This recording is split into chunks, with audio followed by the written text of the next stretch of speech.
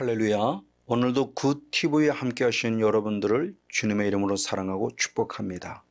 오늘은 이사야 1장 12절 말씀을 중심으로 해서 마당들의 영성이라는 그런 제목을 가지고 함께 한번 하나님의 은혜를 나누길 원합니다. 우리는 지금 그동안 계속 성막에 관한 필요한 영성을 통해서 우리에게 주는 영적인 메시지를 우리가 받았죠. 그런 대표적인 한 모습이 믿음으로 믿음에 이르는 영성을 가르쳐 주는 것이 바로 성막이 주는 메시지라는 겁니다.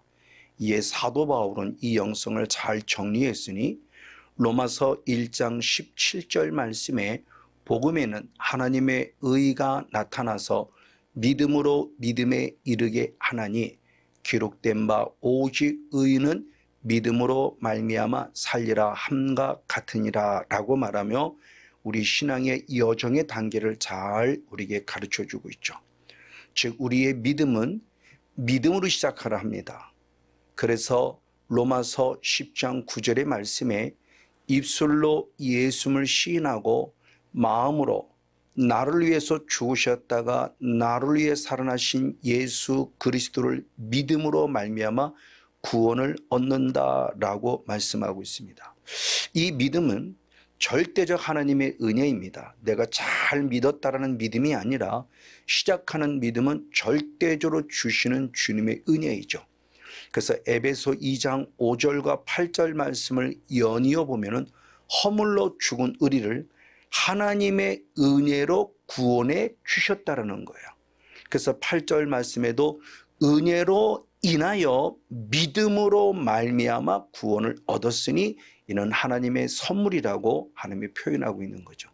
그리고 이어서 에베소 2장 9절에 그러므로 그 누구도 자랑치 못할 것이니 행위에서 난 것이 아니니라 라고 하는 말씀을 통해서 하나님으로부터 얻어낸 이 구원이라는 은혜는 절대적 주님의 은혜임을 우리에게 필요해 주고 있습니다.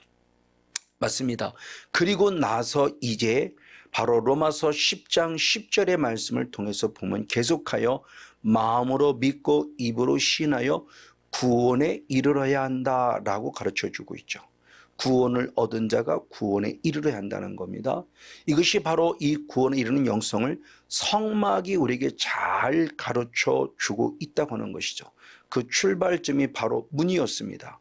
이 성막에 통과하는 첫 번째 문은 요한복음 10장 7절 말씀에 양의 문이다 라고 말하며 예수 그리스도가 우리의 구원의 문임을 말하고 더 나아가 요한복음 10장 9절의 말씀에서는 이 문으로 들어가는 자만이 즉 오직 어린 양 되시는 예수 그리스도라는 문으로 들어가는 자만이 구원을 얻을 것을 말씀해 주셨습니다.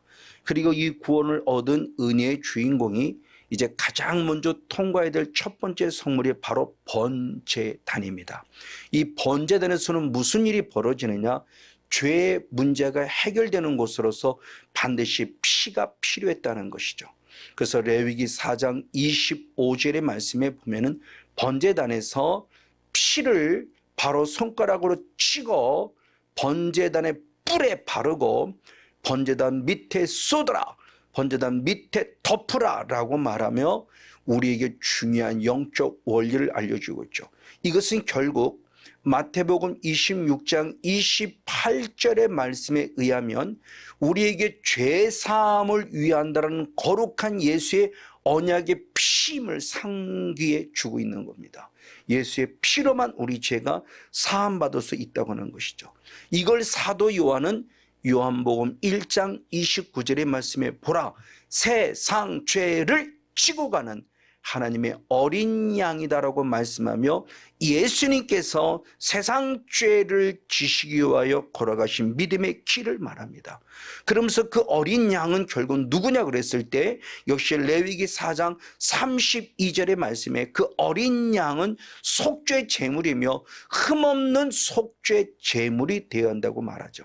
이에 베드로 역시도 베드로 전서 1장 19절의 말씀에 흠없고 점없는 그리스도 예수의 피라고 말씀하며 그 예수의 피가 뿌려지고 발라지고 덮어질 때 번제단에서 우리의 죄가 깨끗하게 사함받음을 우리에게 가르쳐 주고 있죠.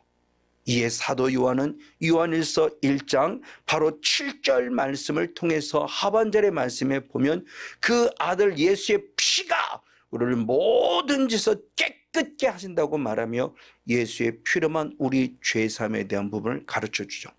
근데 그 예수의 피로 죄사함을 받으려면 아주 중요한 하나의 우리의 필요한 과정이 있으니 요한일서 1장 9절의 말씀에 보면 만일 우리가 자백하면 그랬습니다. 우리가 우리의 죄를 자백하면 예수는 미쁘시고 의로우시기 때문에 우리 죄를 사하시고 모든 불의에서 우리를 깨끗게 하신다고 말하며 우리의 회개 기도가 필요함을 말씀하고 있습니다. 이에 예수님 역시 마가복음 1장 15절의 말씀에 그러므로 하나님 나라가 가까웠으니 아멘 반드시 회개하고 복음을 믿으라고 말씀하고 있다는 것입니다. 맞습니다. 그리고 이어서 이제 우리는 물두멍이라는 과정으로 나아가야만 합니다.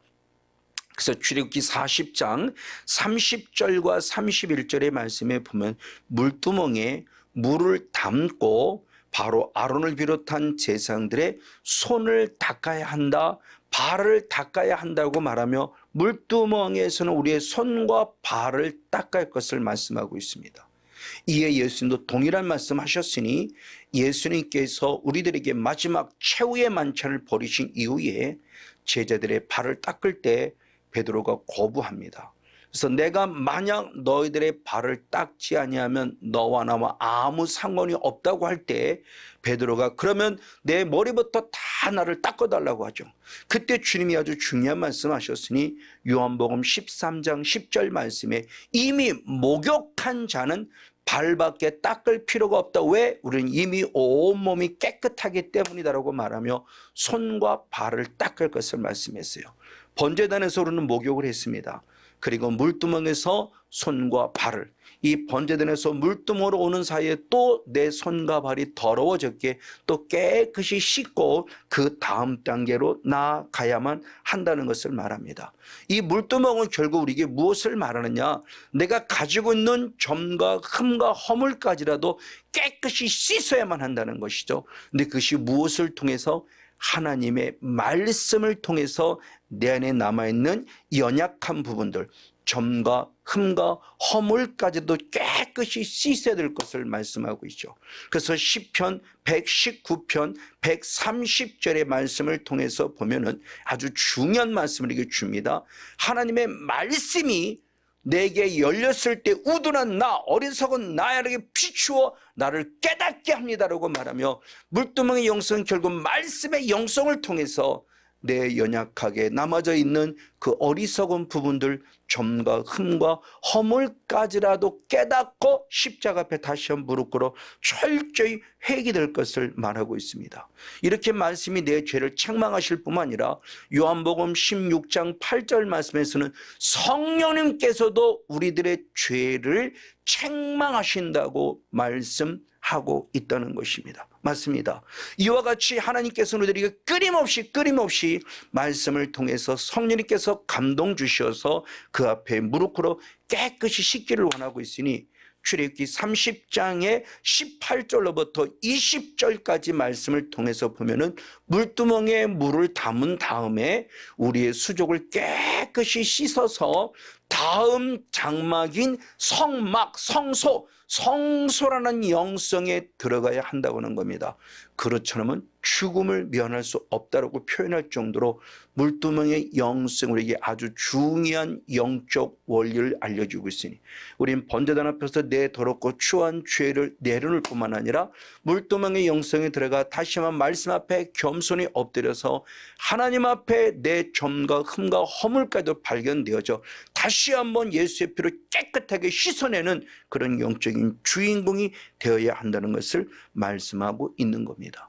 자, 그런데 이 신앙에서 다음 단계 성소의 영성으로 나아가야 되는데 성소의 영성으로 나아가지 못하고 머물러 있는 자가 있다고 하는 것이죠. 이런 자들을 누구라고 말했는가?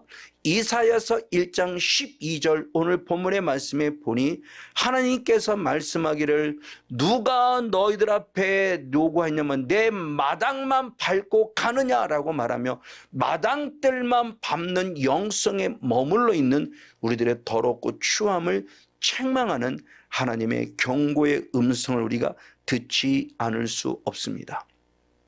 저 마당만 밟고 마당들만 밟고 간다는 것은 단순히 한번 잠깐 밟고 이렇게 다시 뒤돌아서 세상으로 나간다는 말을 하는 것이 아니라 원어를 통해서 보면은 아주 중요하니 하나님을 멸시했다, 하나님의 뜻을 짓밟았다, 하나님을 모독했다고 말하는 아주 중요한 죄임을 가르쳐 줍니다. 마당들만 머물러서는 안 돼요. 그 다음 단계로 나아갈 것을 말하는 겁니다. 이런 대표적인 인물이 누구냐? 엘리 제사장의 두 아들이 홈니와 비느하스입니다.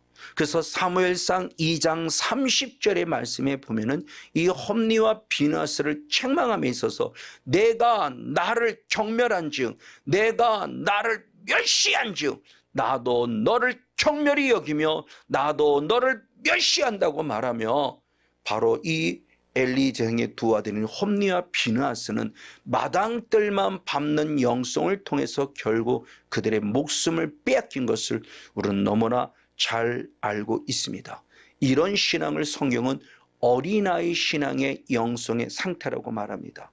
대표적으로 고린도 교회가 있으니 고린도 전서 바로 3장 1절 말씀에 신령한 자들을 대함과 같이 대할 수가 없었다는 안타까움을 표현하는데 왜? 그들은 아직도 육신에 속한 자로서 그리스도 안에서 어린 아이와 같기 때문이라고 말합니다. 실제적으로 고린도 교회는 방언을 비롯한 하나님의 많은 은사를 가진 교회예요.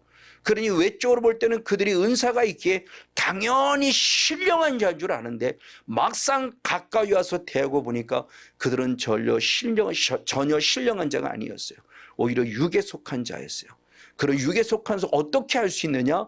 고린도 전서 3장 3절의 말씀에 보니 육신에 속한 아직도라고 말하며 육신에 속한 자의 대표적인 모습이 시기와 질투와 다툼이었어요. 그리고 아직도 사람을 따라가는 신앙 안에 머물러 있는 모습을 보면서 아무리 은사가 있고 능력 있는 것 같아도 그들은 인격적인 주님을 닮아가지 아니함으로 말미암아 육신에 속한 자다, 어린아이에 머물러 있는 자라고 말하고 있다고 하는 거예요. 근데 단순히 어린아이에 머물러 있는 상태의 모습이 그냥 영적으로 어린아이 상태라는 것이 아니에요. 이것을 영적으로도 깊이 보면 야고보서 3장 15절과 16절의 말씀에 볼 때 16절의 말씀에 시기와 질투와 다툼, 혼란과 요란함, 악함 이런 모든 것들이 악하게 있는 것은 15절의 말씀에 그것이 어디냐? 땅으로부터 온 것이요 정욕으로부터 온 것이요 귀신으로부터 온 것이라고 그래요. 소유격으로 표현했어요. 땅의 것이고 정욕의 것이고 귀신의 것이라고 그랬어요. 이걸 지금 예전에 했던 개역 성경에서는 세상적이요 정욕적이요 마귀적으로 표현하며 내 안에 예수를 믿음에도 불구하고 아직도 시기 질투 그리고 이 다툼 아직도 육신에 속하고 이 사람을 따라가는 신앙 안에 있다는 것은 하나님도 내 안에 계시만 반면에 악한 영도 내 안에 있어서 나를 지금 신앙의 모습을 어린아이에 머물러 즉 마당들에 머무르게 한다는 영적 원리를 알려주고 있다는 것이죠. 그리고 더 나아가 예수님도 친히 마태복음 16장 23절에서 말씀하셨을 때 사탄아 떠나가라 라고 말했습니다. 왜? 너는 나를 넘어지는 자로다. 내가 하나님의 일을 생각지 않고 도리어 사람의 일을 생각한다고 말하며 주님이 그들을 책망함을 말씀 안에서 볼 수 있습니다. 이런 또 하나의 교회가 바로 사대교회죠. 그래서 요한계시록 3장 1절 말씀에 내가 살았다 하는 이름은 가졌으나 실상은 내가 죽은 자라고 표현해요. 맞아요. 바로 이런 교회의 모습들입니다. 이렇게 예수를 믿으면서도 아직도 세상에 머물러 있고 더 이상 신앙이 성장하지 않냐고 마당들에 머물러서 또 세상에 나가 또 죄짓고 계속 죄와 더불어 살아가는 이 사람들을 바로 성경에서는 롯의 아내와 같은 사람이라고 말하며 롯의 아내는 아직도 그 소돔과 고모라 성이 그립기 때문에 구원을 받아 나왔음에도 불구하고 뒤돌아보다가 우리는 잘 아는 대로 소금 기둥이 된 것을 알고 있습니다. 맞습니다. 그래서 예수님께서 우리에게 말씀할 때 마지막의 모습에 혹시 너희들이 지붕에 있든지 밭에 있든지 너희 집 안에 세간이 있을 때 그 세간을 가지러 뒤돌아보지 말라라고 말하며 로세처를 생각하라며 누가복음 17장 31절 32절의 경고의 음성을 주고 있습니다. 히브리서 기자 역시 똑같은 말씀을 했습니다. 히브리서 10장 38절 39절 말씀에서도 뒤를 돌아보는 자, 뒤로 물러가는 자, 오직 의인은 믿음으로 말미암아 사는 자들인데 뒤돌아보는 자, 뒤로 물러가는 자들의 모습은 바로 멸망에 빠질 것이다 라고 말하고는 충격적인 얘기를 하고 있습니다. 이것이 바로 마당들을 밟는 사람들의 대표적인 모습을 보여주고 있는 것이죠. 그런 마당들에 속한 사람들을 방금도 봤지만 또 다른 것으로 봤을 때 바로 누구일까? 대표적인 사람들이 바리새인들입니다. 바리새인들은 신앙에 더 이상 성장하지 않고 어린아이 신앙에 머물러 있으면서 자기들의 신앙의 최고인 것 같이 착각해요. 근데 성경은 뭐라고 말하냐? 마태복음 23장 13절의 말씀에 자기도 천국에 들어가지 못하고 그가 전도한 자들까지도 천국에 들어가지 못하게 막고 있다라고 말해요. 왜? 분명히 하나님을 믿음에도 불구하고 하나님은 그들을 누구라고 말했느냐? 마태복음 23장 33절의 말씀에 뱀들아 독사의 새끼들아 내가 어떻게 지옥의 판결을 피하겠느냐고 말하며 분명히 그들은 하나님을 믿음에도 불구하고 하나님을 그들을 독사의 자식이라고 말하며 지옥불에 들어간다는 충격적인 얘기를 해요. 하나님을 안 믿는 자가 아니잖아요. 왜 믿음에도 불구하고 그들은 지옥에 들어갈 수밖에 없었을까요? 마당들의 영성에서 더 이상 자라지 못하고 거기서 죄삼을 받은 것 같으나 아니요. 더 나아가 성경의 말씀에 보면 단순히 번제단을 통과하고 물두멍까지 통과한 자의 모습도 들어오지 못해요. 오히려 누가복음 7장 30절의 말씀을 통해서 보면은 놀랍게 그들은 회개의 세를 받지 않았다라고 표현함을 통해서 한 번도 주님 앞에 회개한 자가 되지 않았기에 결국 독사의 자신은 책망들은 것으로는 볼 수밖에 없습니다.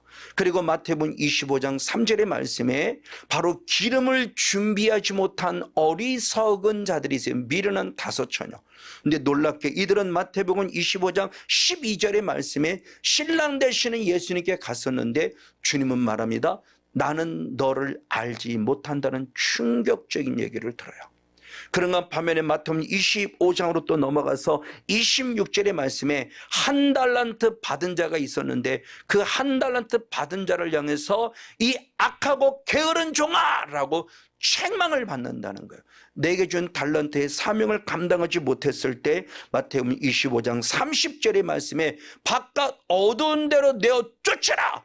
거기서 슬피 울며 이를 갈미 있으라고 표현하며 이와 같이 마당들에 머무른 신앙이 얼마나 한계가 있는 걸 가르쳐 주고 있습니다. 더 나아가 마태복음 25장 45절의 말씀에 염소의 바늘에 선 왼편에 선자가 있으니 지극히 작은 자에게 하지 아니한 것이 곧 내게 하지 아니한 것이라고 말하며 그들이 마태복음 25장 41절의 말씀에 마귀와 그의 사자들을 예비하기 위하여 준비된 지옥불에 들어가려고 말하는 충격적인 얘기를 우리는 듣지 아니할 수 없습니다. 바로 이와 같이 준비하지 아니하고 이와 같이 깨어있지 아니하고 이와 같이 지극히 작은 자를 섬기지 아니한 자 이들의 모습이 뭐냐? 바로 노아의 시대와 똑같은 삶을 살아간다고 말합니다. 그래서 마태복음 24장 38절 39절의 말씀에 보면 홍수 전에 노아가 방주에 들어간 날까지 많은 사람들은 먹고 마시고 아직도 세상적이고 아직도 정욕적인 마귀적인 부분에 쌓아가 있었어요. 그리고 놀라운 것은 홍수 후에도 그 누구도 내가 멸망받는 것을 깨닫는 사람이 없을 때 바로 그때 주님이 임하신다고 말하는데 바로 이와 같이 마당들의 신앙에 머무를 때 주님이 내게 임재하심을 가르쳐주면서 나는 과연 어떤 신앙에 서 있는가를 보며 내가 노아의 시대에 살고 있지 않는지 나를 돌아보지 아니할 수 없습니다. 이렇게 마당들만 밟고 다시 세사로 나아가 또 죄를 짓는 자를 성경은 개와 돼지와 같은 자라고 비유를 하면서 다시 옛사람으로 돌아간 자로서 나중 형편이 더 심해진 자라고 말하며 베드로후서 2장 20절과 21절에 말하고 있어요. 내가 아무리 그리스도를 알았다 한다 할지라도 세상의 더러움을 피했다 한다 할지라도 아직도 세상 속에 아직도 사탄의 모습 속에 빠져 얽매이고 진 자는 개와 돼지와 같은 자로서 가면 갈수록 더 더러워질 수밖에 없는 우리들의 모습을 주님이 말씀해 주고 있죠. 이에 마당들의 신앙으로 우리 무엇을 말하냐? 오늘에 머물러 있지 말고 내일의 신앙으로 자라가라는 거죠. 그래서 베드로전서 바로 2장 2절 이후의 말씀에 보면은 갓난 아들같이 순전하고 신령한 젖을 사모하라. 그래서 너희가 구원에 이르도록 자라야 한다고 표현했어요. 이런 대표적인 인물이 바로 디모데죠. 그래서 디모데 후서 3장 15절의 말씀에 보면 바로 디모데는 어려서부터 성경을 알았기 때문에 그리스도 예수 안에는 믿음으로 말미암아 구원에 이르는 지혜를 가진 자라고 칭찬받는 모습을 우리가 볼 수 있습니다. 맞습니다. 그래서 시브리서 기자에서도 똑같은 말씀을 했어요. 제발 그리스도 도의 초보에 머무르지 말아라. 그래서 시브리서 6장 1절과 2절에 말씀할 때 그리스도 도의 초보에 머무르지 말고 그것들을 다 벗어버리고 다시 또 그들의 신앙의 모습에 새로운 것들을 다시 그걸 또 반복하는 신앙으로 머무르지 말고 완전한 대로 나아가라고 주님은 분명히 가르쳐주고 있으니 우리의 신앙이 결국 무엇이냐? 아직도 마당들의 신앙, 아직도 번제단의 신앙, 아직도 물두멍의 신앙에 머물러서 다른 더 성소의 신앙으로 나아가지 못하고 또 세상 밖으로 나왔다 또 죄지고 또 들어와서 반복적으로 죄를 범하는 지금 우리들 향해서 경고하는 주님의 중요한 음성이 지금 우리들에게 들려주고 있습니다. 맞습니다. 바로 이 모습을 통해서 지금 우리들의 신앙이 결국 뭐냐는 거예요.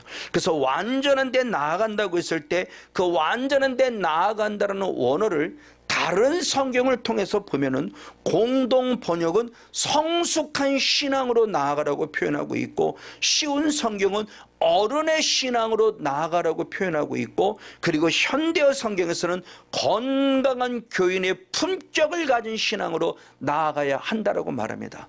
이에 사도 바울은 에베소 4장 13절과 15절의 말씀을 통해서 하나님의 아들을 믿는 신앙으로 온전한 사람이 되어 아멘 그리스도의 장성한 자의 분량이 충만되는 이르리니 바로 그리스도까지 자라라 그에게까지 자라라 그는 바로 그리스도라고 말하며 그리스도의 형상이 회복되기까지 우리 영성이 자라야 될 것에 대한 부분의 모습을 분명히 말씀하고 있습니다. 맞습니다.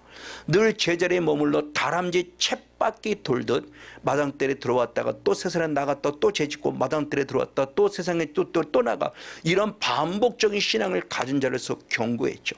그래서 히브리서 6장 바로 4절로부터 6절까지 말씀을 보면은 한 번 비침을 얻고 아멘 하나님의 은사를 맛보고 아멘 성령의 참여한 바 되고 아멘 하나님의 선한 말씀과 내세 능력을 맛보아도 타락한 자들은 다시는 새롭게 하여 회개할 수 없다고 말씀하며 우리에게 충격적인 경고의 음성을 들려주고 있죠.